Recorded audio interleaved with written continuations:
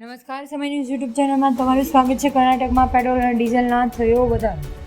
ભાજપે સિદ્ધારમૈયા પર સાધ્યું નિશાન. કર્ણાટકમાં પેટ્રોલ અને ડીઝલના ભાવમાં અચાનક વધારો કરવામાં આવ્યો છે. આ ભાવ વધારાને કારણે લોકોના માથે મોંઘવારીનો વધુ એક માર કર્યો છે.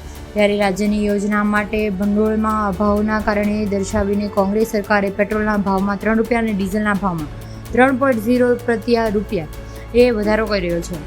ત્યારે તમને જણાવી દઈએ કે સીએમ સિદ્ધારમૈયાએ કહ્યું છે કે ચૂંટણી પરિણામો સાથે તેમને કોઈ લેવા દેવા નથી.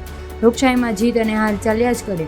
અમે તૂટેલા નથી અને અમને અપેક્ષિત પરિણામો મળ્યા નથી. લોકોએ એની અપેક્ષા મુજબ આશીર્વાદ આપ્યા નથી. જ્યાં સુધી પેટ્રોલ અને ડીઝલના ભાવનો સવાલ છે તો તમને જણાવી દઈએ કે આ ઉપરથી જ ભાવ લાદવામાં આવેલો છે.